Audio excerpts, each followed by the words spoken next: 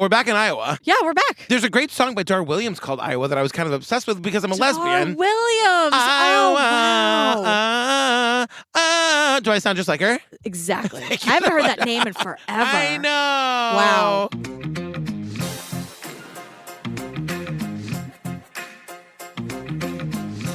Hi, Jillian Benzavalli. Hey, hi, Patrick Hines. Hey, Dar Williams. Hope you're doing well. I love her. She's like a Lilith Fair lady. Totally. Fam, join us on the Patreon. I'm just going to jump right into it. All of our cool video content, all of our recent live shows, and the main stage panels from Obsessed Fest. Over 350 full ad-free bonus episodes to download and binge right this second. Yeah. Throw out some of the names of the things they're going to be hearing. Oh, we just finished up the Woodstock talk. Yeah, Woodstock 99. We did Bad Vegan, Puppet Master, Lorena, The Vow, Heaven's Gate, Tiger King. Yeah, there's like tons of culty stuff on there. Don't F with Cats, Don't F too. with Cats, yeah. The Jinx, The Staircase. All that stuff from the early on Serial Season 1, that hot garbage. Oh, yeah. So much stuff over there. Also, follow us on TikTok. It's True Crime Obsessed Pod. Yep. And join the Facebook group, True Crime Obsessed Podcast Discussion Group. On the Facebook, we have great mods in there. It's a very safe, fun place. It's community. There's true crime too, but it's definitely community-oriented as well. Yes. So just join. Come say hi. Just We come love say you. hi. We want to hang. Yeah, or not, whatever you want to do. Or don't. You're invited, but no pressure.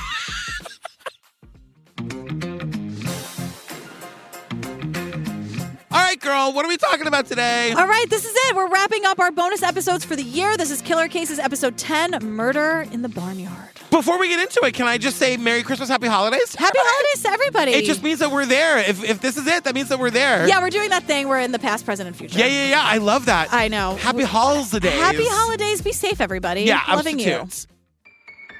In an odd but chilling new case out of Iowa, Todd Mullis is accused of murdering his wife, Amy, with a corn rake. She fell on a fork and I took a fork out of her. It was very difficult to buy that story. Amy was quite unhappy and was actually thinking about leaving Todd. There were aspects of an affair. You believe the last time you saw her that you did have some type of sexual relation. I started watching the first day and I was hooked and could not believe that this man was being tried for this. He couldn't have killed her. There's a search for what did ancient cultures do to infidelity. Did you do that search? No. 16 facts about cheating women. Did you do that search? No. Todd, did you ambush your wife Amy in that shed that day and brutally beat her and chop her up with that corn fork? No, I did not. So this opens with a terrible 911 call. Yeah. And I gotta say, this 911 call sounds fake and staged to me. Ooh, wow. Coming in hot. Patrick Hines. Yeah, a man is out of breath. He's calling on his way to the hospital. Amy, our victim, is not responsive. And this man's son, well, the guy's name is Todd. Yeah. And Todd, is he ever? Sorry, but he is. Dude, have you been harmed by a Todd in your life? This Todd, I don't like him. Sorry, Todds out there. But sometimes, like, you're the exception. Yeah. This guy's, I don't know. This guy's the rule, for sure. Digging myself into a hole. Because he's in his fucking pickup truck or whatever with his 13-year-old son, Tristan, in the back. Tristan's mom, Todd's wife, Amy, is essentially dying in Tristan's lap. I mean, oh my God. It's really fucking awful. And, like, I gotta say, this is not a joke. This is not said for comedic value. When he's on the phone with 911 and he's trying to explain to the operator the situation. Yeah, it's really bad. The way that he says the words, like she essentially was either stabbed or fell upon what they're calling a corn rake. Or like a pitchfork. A pitchfork, right. And that, she like impaled herself. Yep. Or and died. Was murdered by somebody. But he's basically like just saying like, I had to pull the fork out of her. I know. It's horrible. It is horrible. So they lived on a farm and their farm was their life. Everything they did revolved around their farm. That's how they made their living, and they had hogs and they raised hogs, and that was their livelihood. They say they raised hogs. They're just called pigs, right? No, I think they're different. No. Hogs and pigs are different? Aren't hogs like much bigger? Isn't that just a big pig? Maybe. Sort of like how a pony isn't just a small horse. Like ponies are different than But wait, horses. ponies become horses. Do pigs no. become No? See? What? Yeah. Ponies are their own separate thing? Yeah. No. Google You're it. just a witch. This is why they burned your kind Multiple at the things stake. can be true at the same time. Like Lil Sebastian is like actually a pony. What? Yes! Oh my God! But ponies are not just young horses. Okay, witch. I don't know what to tell you. Anyway, they raise hogs, and they do They're other... going to come for us so fucking it's hard. okay. We're trying to learn. We're city hicks. We always say it. God. So we learn it was a cold November day with a dusting of snow on the ground, and the crops had just been harvested that this horrible thing happens to Amy. At first, I thought that was just an unnecessary bit of editorializing, but those details are important. Yes. So we meet Travis, and he's the deputy sheriff. He is. He seems... He's also very... He is, you say, suspiciously. Well, my note is that, like, he's a little shell-shocked, but he also does, like, smart things at the scene of the crime. Okay, great. So it was reported as an accident. Yeah. And some people call this a pitchfork, and some people call it a corn rake, so you'll hear both. But I just want to, again, city hick, but a pitchfork, it's like a thing that you hold with straight talons, right? This corn rake, the talons are curved. It's like a rake. It looks like a rake, but it looks like a rake that, like, could really hurt you. Yes. So, to me, to be fair, a pitchfork doesn't look like a walk in the park either. but they're different. Like, a pitchfork is straight, and the corn rake is curved. Yeah. And we learned that it had 4 prongs. Yes. About 8 to 10 inches long. So we're back to the 911 call, and the dispatcher says to Todd, Can you pull over? I can. Okay, how about you pull over? Sir, do you feel comfortable doing CPR? I can try. I'll try anything. Of course, he's like, I'll do anything, I'll try anything, whatever. But the CPR doesn't work. They get her to the hospital, and she's pronounced dead. And we learn that she dies in the hospital where she used to work as a nurse. Yeah. Which I'm just sort of thinking about now. Like, right now in her life, she works on the farm. Like, that's her full-time job. Right. So it means she left a nursing career to do that. I just want to give a shout out to the person on the phone walking Todd through the CPR. Oh, my God. Because they're counting it on their end. Yep. Like, they're on the phone and just going, now. Yep. Telling him what to do in this, like, very calm, clear, accessible way. Yeah. I thought that was awesome. This is also, I'm telling you, listeners, this as a practical life hack. This is not a joke. The CPR rhythm is, I can't remember, it's like 100 beats a minute. It's staying alive. Yeah. So if you're ever in a situation where you need to give CPR, staying alive, that's 1, the compression. 2, 3, compression. Yeah. So that's the thing. Like, that's the rate at which you give the I compression. think we all watched that episode of The Office. Okay. No? Is that right? We learned that. Okay. On a little program on NBC.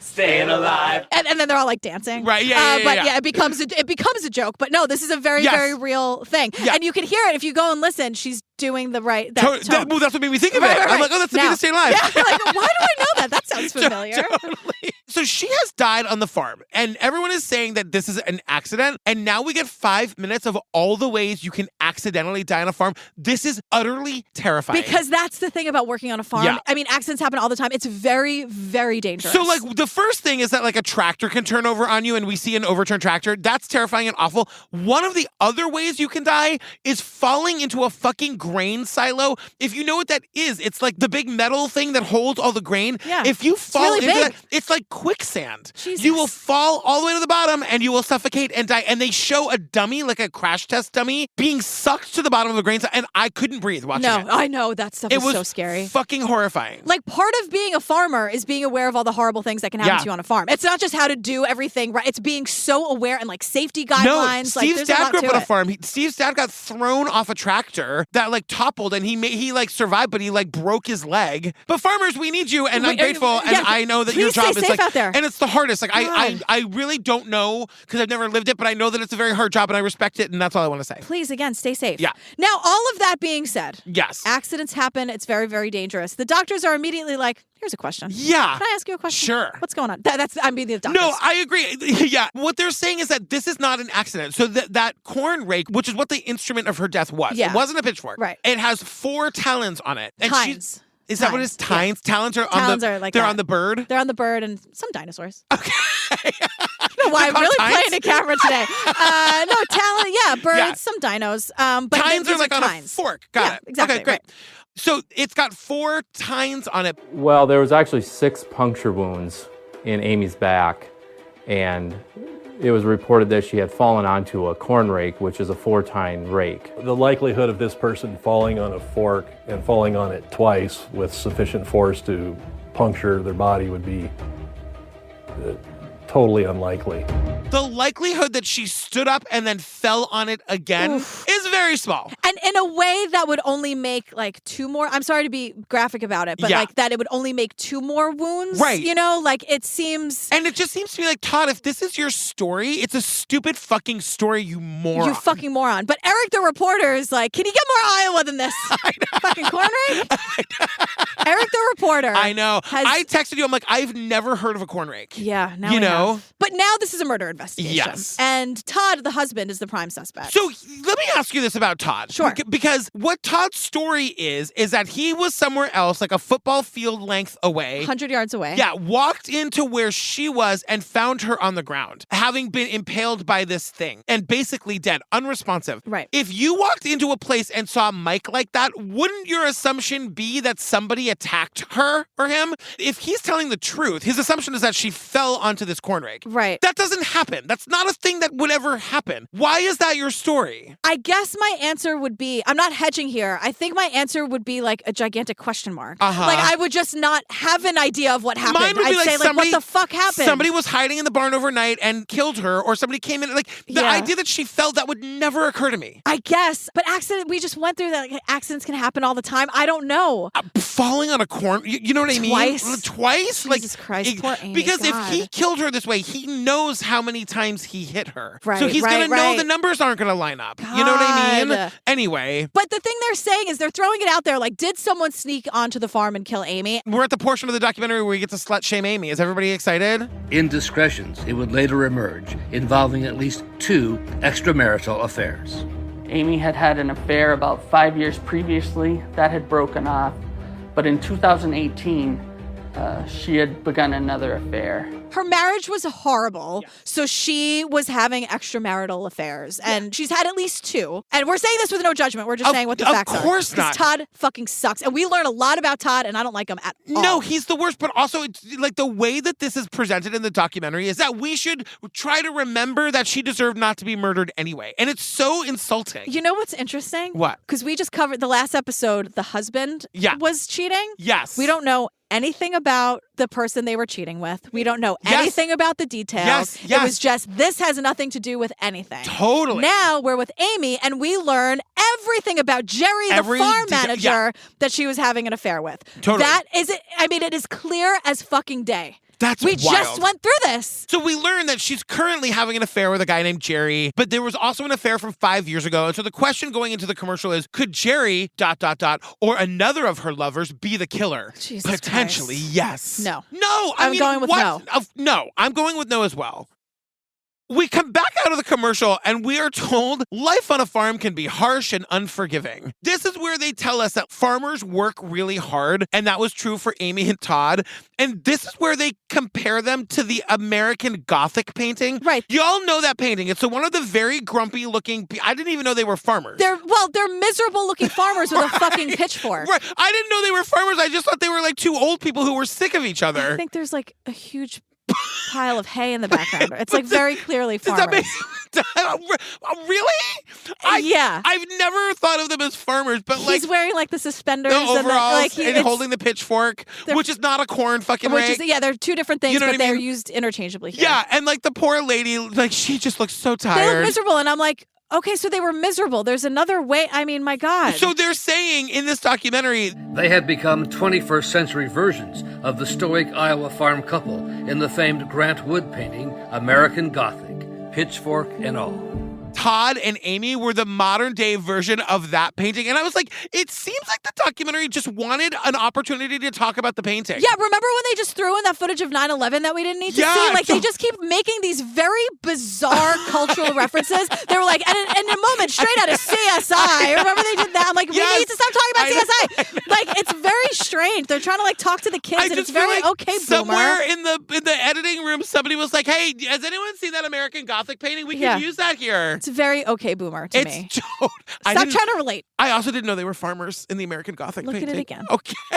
So we get a lot of text messages here, and we get a text from Amy that says she's just talking to a friend. Yeah. After lunch, I'm going to meet with Jerry. We had a little setback and need to meet for makeup sex. Yeah. They really want us to know that this is an ongoing, active affair. And she's just fucking miserable. She feels trapped in her marriage. And like we learned that he desperately didn't want her to go. He's begging her to stay. He wants them to, quote, go to therapy and work on things. But then he wants to control her. Right. We learn that he's like, they say to us. There was evidence that he was constantly trying to keep tabs on her, borderline stalking type behavior.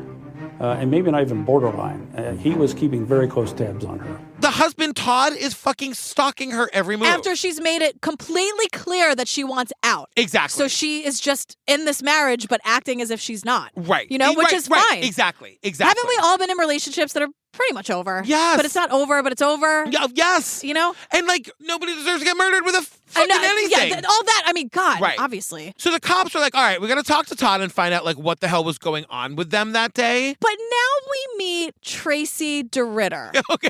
Her lower third yes. is Todd Mullis supporter. Yes. To which I say, No, that is a very justified I know. And it's an aggressive And you know who she reminds me of? She reminds me of Scott Peterson's sister-in-law. Yeah. What's her, Janie? Yeah. What's her name? I thought the same exact thing. I mean, she's... well, I don't know. I don't know what but then Tracy, she's a supporter of Todd's, and we're going to find out she eventually starts the Facebook group. Right. She full-on admits to having a fucking crush on the guy. Let's get into that when we get into it, because it's like, it was a big reveal for me. It's very problematic. So, but Tracy, who we just know at this point as Todd Mullis supporter. Yeah.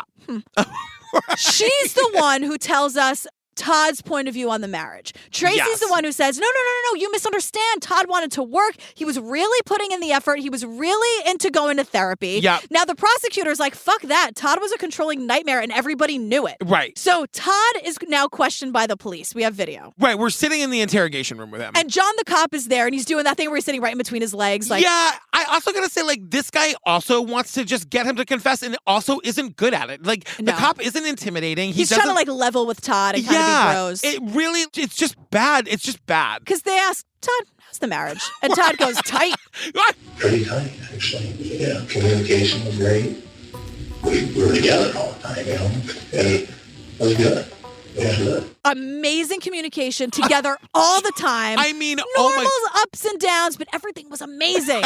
Meanwhile, we get actual text from Amy saying to her friend, I'm in trouble. This has been the worst week of my life. I tried to talk to Todd again, but it didn't go well. And she's saying, like, part of me says, maybe I should just like suck it up and make it work. But then she's like, but why the fuck should I be miserable for the rest of my life? I know there are so many people out there in the world who are experiencing that. I feel very sorry for that. Like, I understand that circumstances, money, like, you can't just up and leave. That is the heartbreaker of this for me. The people who feel or legitimately can't leave a situation. But she's getting to the point where she can. Yeah. Because she says, and she's texting her friend, even if Jerry, the boyfriend, doesn't leave his marriage, I'm going to do it. Like, I'm strong enough to make it on my own. Like, I don't need Jerry. Like, I can do this. Right. And this is where we learn that she's actually making plans to file for divorce and move out. And if she does that, she's entitled to half of this like very lucrative farm business. Also, the minute I heard if Jerry gets out of his marriage, I'm like, do we have eyes on Jerry's wife? Right. Totally. If we're just going to throw everybody under the bus. But apparently, Amy was getting things in order to file for divorce. Yes. And so if that she was really making moves. Right. Not just saying to her friend, I think I'm going to do it, like really taking the steps. Again, like in the last episode, this is where we find out how much that farm is actually worth. Right. We're going to find out later. Amy's been working on that farm since she was 11 years old. Yeah. So there's no way she's going to like just let fucking Todd have the farm. Yeah, it sounds like Amy was there first. Right. And so like the cops are saying if Todd is aware of this sounds like motive because now money is involved. Right. And so just to, do their actual fucking jobs, they look at Jerry, the boyfriend. They want to see what his alibi is. We're back to the cop from the beginning that I said looked a little shell-shocked. Is it Travis? Travis. Remember when they did that editorializing about like there was a light dusting of snow on the ground? I thought it was just bad writing. Travis is saying that dusting of snow is actually very helpful. I made note to actually walk around the building to look for any other foot tracks or anything else indicating of anybody else that would have came around the building or into the building. I did not locate anything around. Travis looked all around the property for any other footprints that could have been a person coming or going, and there weren't any. And also, on a big farm like that, you'd be able to see someone. It's hard to hide in a big open space. But I'm saying kudos to Travis because like the presence of mind to be like, hey, in case this son of a bitch tries to say somebody else did this, let me just take a cruise around and see if there's any other footprints. Right. And so on top of that, Jerry has an airtight alibi. Yes. So now they say... Jerry the boyfriend. Yeah, Jerry the boyfriend. Yeah. And now they say, which is just a weird way to look at this, now we just have to get Todd to confess. Which I understand now. It just couldn't be anybody else. Of course. I mean, I guess the only other plausible thing is the accident. But again, that would require her to have fallen on the thing, gotten up and fallen on it again. Yeah. You know what I mean? Yes. It's just one of those times that I'm okay with them being like, we got to get this guy. Right. It's definitely this guy. And again, this is like sort of what they were doing last week. Yeah. Still in Iowa. Because the cops are trying to get Todd angry at Amy. So they're trying to say, oh, she hasn't been pulling her weight, has she? Like, you do all the work around here. Can I just say at one point we see a text from Todd that says Amy hasn't been doing her chores. I know. He's like, she does maybe like half the housework. But then he also refers to them as her chores. Now look. Okay. I'm looking. I'm sure that chores is the accurate word. Same. Yeah. I fucking hate it. It sounds like juvenile. It sounds like it reeks of power imbalance to me. Misogyny, yes. Like I don't know. I thought it was just me. No. I thought I was gonna get in trouble for being too sensitive about it. When he said she only does half her chore, I was like, oh my God. I mean, maybe honestly, and like again, maybe that's what it's called around the farm. I'm sure that it is. You know what I mean? If she's like mucking that's literally what chores are. Like what you do on the farm. It's incredibly dangerous. Again, please stay safe. We need you. Stay away from the silo. Why don't we have machines that do the silo thing? Please. I won't be able to sleep tonight thinking about drowning in the fucking grain silo. Oh, we need you. Please be safe. Okay. However, I thought you meant me. No, yeah, I did. Yes, we need all of you, unless you're Todd. Right. This specific Todd. But then also, according to Todd learns from the cop that Amy was cheating on him again. But then to have this again in 2018, you say, oh man, not again. Jerry, again, and you had suspicions, and you were right to have suspicions. But Mullis claimed he was unaware of anything going on with his wife since the first affair 5 years earlier. The cop was like, so you're going to let her cheat on you twice? And he's like, twice? I don't know if I buy that. Of course, I don't buy it either. Right? Of course not. So the cops are really, really going You after think Todd's not the guy that's going through her phone every fucking 5 seconds? Right, which is why this isn't working on him. No. Because they're saying like, not again, right, Todd? Isn't that what you were thinking? Yeah, right? Like, not again? And he's like, no. Because he was like controlling her every move. Like this whole like Tracy the supporter who we'll get to in a fucking minute. Yeah. Like it wasn't him really trying to work through it. It was him trying to control her and keep her. Exactly. That's all it was. It wasn't him Exactly. trying to work through his shit. And there's a lot of shit. Yeah. Also, they say they have to reference the American Gothic again. Again. Because the voiceover goes, Like the farmer in American Gothic, Todd Mullis gave nothing away. Todd didn't give anything away. What and I'm does like, that mean? It means that he has this stoic, like, face, you know? Oh, like, I see. Is that what? I don't know. know. Can I just one more time? The American Gothic painting, those two look so unhappy. They look fucking miserable. Like, is there not a bar in the house right behind them? There must be. No? No, they look like they live in a dry town. Oh, my God. Did you see the look of terror? That would be your American Gothic. You would be the scream. You would be Van Gogh. That's you. That's the scream. Oh right? my God. That would be my definition of hell, to end up like some grumpy old bastard living in a dry town. Are you kidding me? Now you understand the painting more. That is art. That is how art works, everybody. See, it finally spoke to you in some way. You understand why they're miserable now. I feel very afraid. And that's why art is so subjective. We did it. We figured out art. Oh my God, we solved art We today. solved art. So what did the neighbors think of Todd? Good question. Glad you asked. He was terrifying. Yeah. There are lots of stories about him abusing the farm animals in front of the kids. I don't even really want to get into it, but what the fuck? When I heard that, I was like, oh my God. Look, And what they does that didn't even mean? get into it. Right. So yeah. let's move on. Okay, great. The cops don't believe that this was an accident because Of course Todd's not. only alibi is his son, who's a traumatized child. Right. Who's being fed all this information by his father. He doesn't want to lose his dad, too. And what nobody says at any point is that this 13-year-old kid whose mother just died in his arms. In a tragic, bloody, horrifying way. And if you think this is the fucking first time that 13-year-old seen his dad abuse his mother, no, this is just the first time she died from it, you know? Of course. But more than that, he's now faced with if I tell the truth, I lose my mom and my dad. Right. And you know what? Like at 13 years old, you're going to go into the foster care system? Like, you know what I mean? Like, of course. He might not even know that that's what he's doing, but he's in self-preservation mode. Also, like, one of the cops says to us, while this whole investigation went on, the children were with Dad, and our concern was that Dad would essentially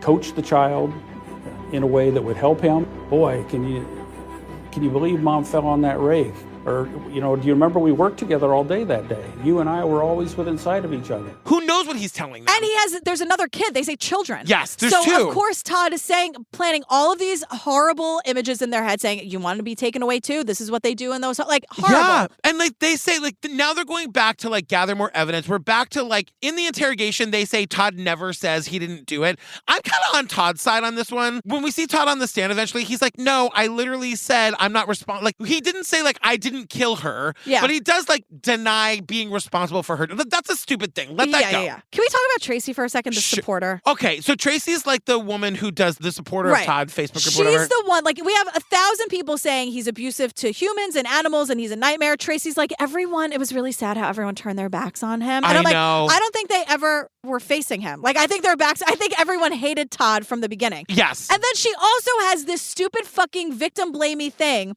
where she says that she's like, I don't know if you know this, but Amy had surgery a couple days before her murder and she was pretty unsteady on her feet. So yeah, she definitely just fell and impaled herself. You know what though? Like that's not bad evidence. I just like to see somebody who's not Tracy That's tell what I'm me saying. that. You know like what I mean? we only hear that from Tracy. It's Where never are the fucking medical we'll records? get to the trial in a minute. Like it's never brought up at trial. But like I just want to get back to the son being the alibi for just a second. The son is the alibi, and the story is, according to the son, never wavers on this point to the cops. His son told deputies that his father was in this barn, never out of his sight, before his mother was found in the red shed 100 yards away with the corn rake in her back.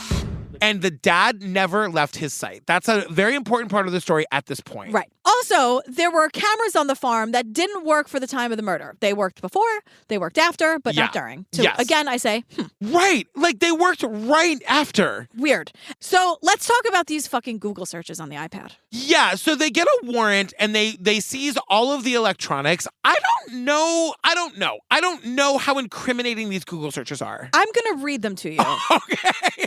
Oh, I guess I should have known we might differ on that. Because I wonder if we watched the same episode.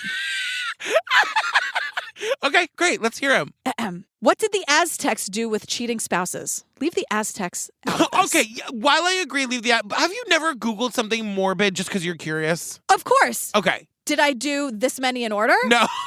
Placement of organs in the body. Okay, that's a bad one. 16 facts about cheating women. I don't see why that's bad. Once a cheater, always a cheater. Don't see why that's bad. Did ancient cultures kill adulterers? I don't really see why that's bad. Thrill of the kill. Okay, that's bad. Killing unfaithful women. That's real bad. Man gets 18 months for killing cheating wife. All right, that's pretty bad. My point is just this, though. Like, Googling about cheating is not incriminating. It's the fact about, like, did ancient cultures kill people? Okay, but I wanted to see that connected to something. Like, tell me this guy's got a samurai sword or something. You know what I mean? Like, I don't understand why that matters. Because Amy's dead. I get that. But what I'm trying to say is, like, they're trying to say, like, Googling about what, like, in ancient cultures, if right, because he was going to kill her anyway. It didn't matter what the Aztecs did. 100%. Yeah. Exactly. I hear you. Yeah. Anyway, Todd is placed under arrest. I was receiving phone calls from people that knew the family and urging me to use caution when you go arrest Todd. One guy specifically said, you guys take plenty of help with you when you go arrest him.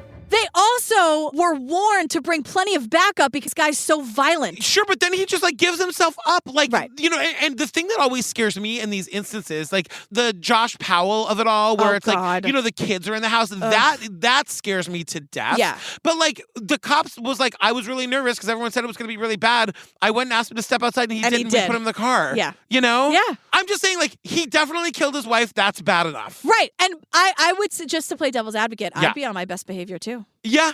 Right. If I was, I try to control it. And we see that he's very much like his role going forward is like docile, cheated on spouse. yeah. I'm very non-threatening. And he also but he kind of goes back where he overcorrects, as we say, because he shows nothing. He's like not sad. Totally. I thought he wanted to work through it. I thought he was going to go to therapy. I thought he really wanted this to work. And now he's just sort of like, I don't know. Yeah. So here's the thing about supporter Tracy. Yeah. Tracy starts a Facebook group for supporters because now he's in prison for 7 months before the trial. Yes. He's in custody. So they have 425 people in the group. Yep. According to Tracy, he couldn't have killed her. He's not that type of person. He's an honest, hardworking farmer who wanted his family to stay together. I don't believe he did this. He's just not the murdering type. He's just an honest farmer. That is essentially all of Tracy's evidence that he didn't do it. He's just not the type. Because the thing is, again, Tracy's from New York State. She doesn't actually know Todd. She was watching the news and thought he was cute. And she says, her words, she started the group because she had a crush on him. I mean, this woman, we should not even be giving her the time of fucking day in this documentary. It's the kind of thing that, like, we say this all the time. People don't self-edit when they're doing these interviews. Like, Tracy thinks that's a cute anecdote. It's and not. It's not. And it zaps you of all credibility. Because if she was saying, because look, we know plenty of stories where women heard about, Lori Davis is one of them. Yes. Lori Davis is not some fucking dummy. Exactly. She came with evidence and she's like, this didn't happen. It wasn't like he just was too cute to be a murderer. Right, exactly. Like, Tracy, you've ruined everything by saying, like, I was just so taken by him and us and these women, he's too cute. I know. With zero evidence backing anything up? Yeah, so we jump to trial day 1. Now, apparently there's cameras in the courtroom. Yes. This is one of those, like, nationally televised trials or whatever. Yeah. They say the gallery... Or it's on YouTube. Or it's on... Right, exactly. Which I guess is the same thing. Oh, God. They say in the courtroom the gallery is split between Amy and Todd's families and that you could feel the animosity between the sides. They're also live streaming it from the Facebook group. Yeah, so like things weren't good in the marriage, and it's so obvious, and like Todd's lying about that. I was thinking about the kids, like 13-year-old Tristan, who's like, "Oh, hey, Uncle Jim" on one side, and like, "Hey, Aunt Barbara" on the the kids are always fucking lost in the middle, always, and being like pushed and pulled because Amy's family doesn't want anything to do with Todd, but the kid, it's like, oh my God, it's like wild crime all over again. Remember? Oh my God, I know, like just somebody tell me that the kids are okay, Yeah. So now we meet Todd's defense lawyer, Gerald, and he's like, Amy Mullis was viciously and deliberately murdered. The issue that you will have to decide in this case is really not who did it, but whether Mr. Mullis did. It's no longer an accident. Now, this to me is just like, no, I know. His defense the whole time was this is what I'm saying. Like, if you come upon your wife who's been impaled on a thing, why would you ever think it was an accident? Like, you told the wrong story, Todd. Right. And also, I would love to know, I don't know if it changes state by state or whatever. I should have Googled this. Like, when are you allowed to change your story? Right. Because once trial happens, you can't do that, right? I don't know. You can't just be like, forget everything we said. Because the whole thing now is like, she definitely was murdered. You just have to decide, jury, was it Todd or was it somebody else? Right. And like, was it anyone else but Todd? There's no other suspect. Right. And we've learned that sometimes you can't like point the finger at someone else. But the whole point is like, okay, forget about the accident thing. She was murdered and it definitely wasn't Todd. And here's why. Can somebody ask him, like, what? Honestly, stick with the accident at this point. Exactly. Right? Exactly. Because both of them are equally unbelievable. So you're going to have a parade of people saying how violent this guy is and how horrible he is and how she was cheating and how it wasn't a good marriage. I'm not saying cheating was like, it wasn't a good marriage. She was trying to get out of it. She was going to file for divorce. The farm's worth $1 zillion. Stick with the accident. Right, totally. Stick with the accident. I mean, or don't, because this guy's a piece of shit. So exactly. Let's get him. So then they pull now we know it's a murder weapon out, and it seems like they just leave it on the prosecution table for the entire time. The murder weapon. Theater. And honestly, it is a terrifying looking instrument. It's terrifying. It's truly right out of like a Saw movie. Yeah. Yes. And then we get a parade of witnesses for the prosecution. It's like friend of Amy's after friend of Amy's. Amy was all upset, and she was crying that if her husband Todd would find out, that he would kill her. He said, I have worked for this farm since I was 11, and I will not give it up. And I said at that time, he is going to kill you.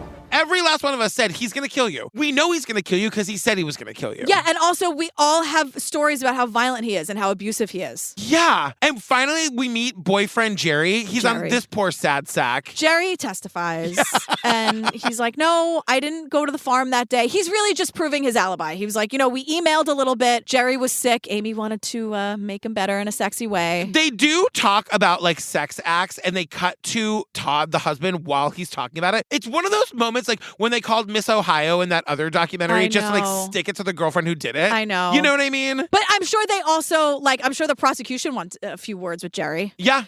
Totally. So I get it. So kind of the star witness, like the big moment of the trial is when 13-year-old Tristan testifies. Yeah. He's the son who is the dad's alibi and also the son who's like mom died in his lap. Right. And so at first, Tristan's story for like a year of this case was they were together the entire time. They never left each other's sight. Yeah. Like the mom was 100 yards away. He and dad were in like the other barn or whatever. And Tristan had eyes on him the whole time. And now for the first time, now that Tristan's on the stand, his story changes a little bit. And we should say Tristan is not in the courtroom. Tristan is testifying from like some remote location via Zoom. Yes. So now he says Tristan changed his story, saying he had left his dad alone to get a drink of water. But what you're telling us today and what you told us at the deposition is that there was a period of time that you were not with your dad. Yes. And as you sit here today, do you know how much time you were away from your dad in that hour and a half in the hog barn? No. he left his dad alone when he went to get a drink of water. Right. And so the prosecutor says, like, do you know how long you were gone? And he says, I don't know. Now, keep that in mind because I'm coming back to that in just a minute. Yeah, he has no idea how long they weren't together. Right. And there's so much wrapped up in this one piece of testimony because clearly all the time that the dad was out on bail before the trial, he was scaring the living shit out of his son into lying for him. We have to remember this is the testimony of a traumatized 13-year-old kid. His mother died in his arms. And now he's been living with the dad who's on trial. Like, it's just a mess. Like, consider the source. And I'm not saying that as a dig to Tristan at all. I'm saying this poor fucking kid. But then Tracy, the woman running the Facebook group, gets mad at Tristan. I don't know why Tristan would change his story. Tracy, shut your mouth. There's a million reasons why. The very fact that you don't know why is another slap against your credibility. Right. He changed his story because his dad was making him lie for him. And just admit, like, don't talk shit about Tristan. Right. Say nothing about Tristan. Keep his fucking name out of your mouth. Don't say a word unless it's poor Tristan, this poor traumatized kid. I hope he's okay. Right. And this is where Tracy... Shut up. She also says, he wasn't gone long enough for the dad to be able to do this because the mom was 100 yards away in another building. We'll get to that in a minute. Tracy is just parroting everything that Todd told her. Exactly. It's so obvious. I don't understand, again, like why the documentary is giving her airtime. I don't get but it. But also, like, how people fall for this. You know what I mean? Because she wanted to, you know? Yeah. So Todd takes the stand finally. When he is asked the big question, how long was Tristan gone? Right. Todd says it would have been a matter of seconds. Now, we don't linger on this very long. A matter of seconds is something Tristan would remember. Yes. If Tristan was like, I was gone for 4 seconds, and I know that because, of course, Tristan's 13 years old, it would have occurred to him, could my dad possibly have done it? No way. I was only away from him for 4 or 5 seconds. If it was a matter of seconds, Tristan would remember. When Tristan says, I don't know how long I was gone, what he's really saying is, I was gone long enough for him to kill my mom, but I just don't want to say it. I agree. You know? I agree with you. It's a perfect thing to tell him. If it was just a matter of seconds, the way Todd is saying it, Tristan would know, no, my dad couldn't, even though, yes, I lied, but I was only gone for a matter of seconds and my mom was so far away. Like, I'm sorry that I lied, but it couldn't have been, he couldn't have done it. That's not what happened. And that's not what happened. That's not what happened. You're right. Then the Google searches come back up, the whole, like, reason he was arrested. Right. Can we just do this really quickly? Sure. There's a search for characteristics of cheating women. Did you do that search? No. Okay. Do you know who did that search? No. You have no idea. No. Around that same date, there's a search for what did ancient cultures do to infidelity? Did you do that search? No. Again, you have no idea who did that search. No. Killing unfaithful women. He, like, finds a case. Yeah. Punishment is 18 months for killing cheating wife in a case. He denies. No, I don't think some of these are as incriminating as the prosecution wants to say they are. Right. He denies doing any of them. He has no idea how any of this got on his computer. I'm almost surprised he didn't throw Tristan under the bus. Honestly. That's why these searches mean something. Because, of course, like, cheating spouse, like, I could Google that just to, I am a little bit of an exception here because of what we have to cover. Yeah, so my Google search history is terrifying. Yeah. But all of that would be like, all right, whatever. She is cheating. Like, whatever. They're trying to work through it, but they're not trying to work through it. And the fact that he's like, I don't know. I've never, Google, say that word again. I've never done that. I don't understand how Google searches like this could be the thing that convicts him. Denying it makes you look like a liar. Because clearly you did it. Right. Say you did it and say you did it because you were mad. Right. And you were like thinking things, but you would never actually go through with it. Right. Like, that might not fly with the jury either, but you clearly did these searches and you're lying. He has a bad lawyer. Yes. Like, he's getting bad advice. But I guess also, like, when you do a murder and you don't really think about how you're going to try to get away with it, like, this is why people don't get away with it. Right, but what were you doing for 7 months while you were waiting for know. this trial? Like, I know. what was the lawyer doing? Yeah. You say, oh, by the way, I take it back about the accident. And also, just say you don't remember the searches. Come up with something better. Come up with something better. Speaking of which, this is not that. Because now... Oh, God. This again. So now, this is the oxygeniest moment of this entire thing. I hate this. They say that because this trial was being televised on the Daily, they're getting, like, every day, lawyers and citizen detectives are writing in, like, with tips. Well, one of the tips, some person says... Some rando. Who knows who it was, says, have you really listened to the 911 call? Because if you, like, he's like a, quote, an audio expert, and if you really listen, you can hear Todd on the 911 call giving CPR, but under his breath saying, and I quote, The tipster said he could hear him saying, cheating whore. And a few seconds later, go to hell, cheating whore. Investigators had never heard that until they got the tip from a viewer the night before the last day of the trial. And the prosecutors are like, you know what's weird? We didn't hear it until we were listening for it. And I'm like... Wait, did you hear that, though? Did you hear what you just said? So then they play it first, of course. Right. And of course, you hear it because your ear is trained for it. Even still, I'm like, I don't know. It sounds like static, like nothing, like you can sort of make your mind hear it. And I'm just going to say this now because I can't not. In closing arguments, the one good argument the defense team makes is like, why would he do that? Right. Like, well, he knows he's on 911. He knows he's being recorded. Why would he call her a cheating whore and say, go to hell, cheating whore? Like, he wouldn't do that. Right. And also, we sort of just skated right by. This phone call, like, this argument is allowed in court. Right. They spend, like, closing arguments are all about it. Right. Like, the prosecution is leaning into the 911 call, and I'm like, oh, my God. Because I'm also like, you got enough. You know what I mean? Like, the guy's gonna, like, you got enough. Now it's a fucking circus. I gotta go home.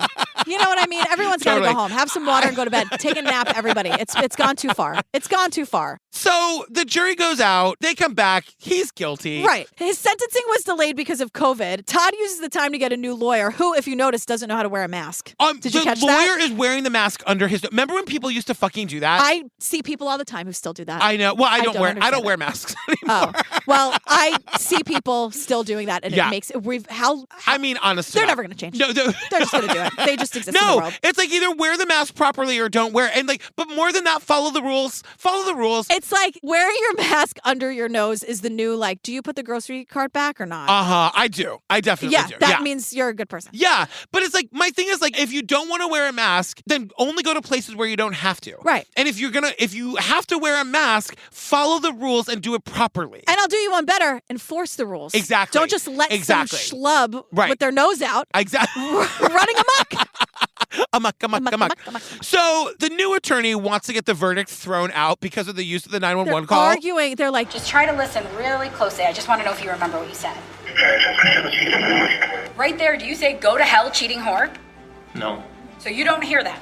No. You didn't hear at 6:53, cheating whore. You didn't hear that?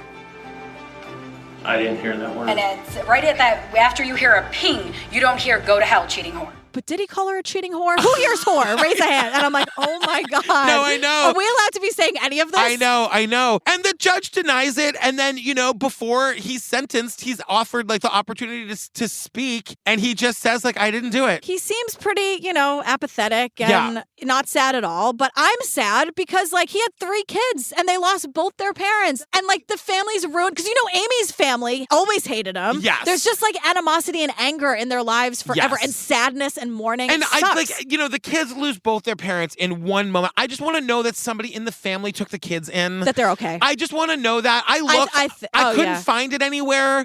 I don't know. It the selfishness of taking both parents away from it. Just it makes me crazy every time. I know. It's fucking terrible.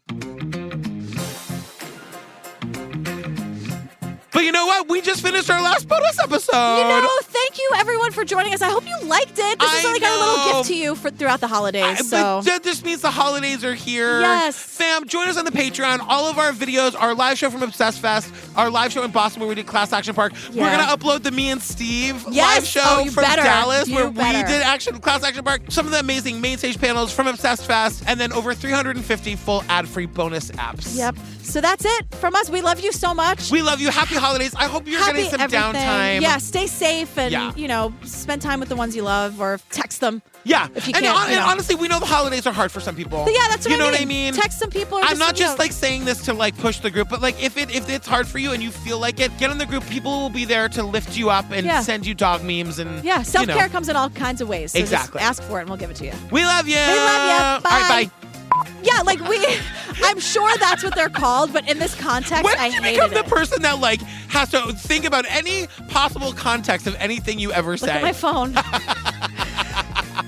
It wasn't too bad this week, but who knows? Sure, someone who just listened to it now is mad. I don't know. My God. I'm sorry, everybody. I really try very hard.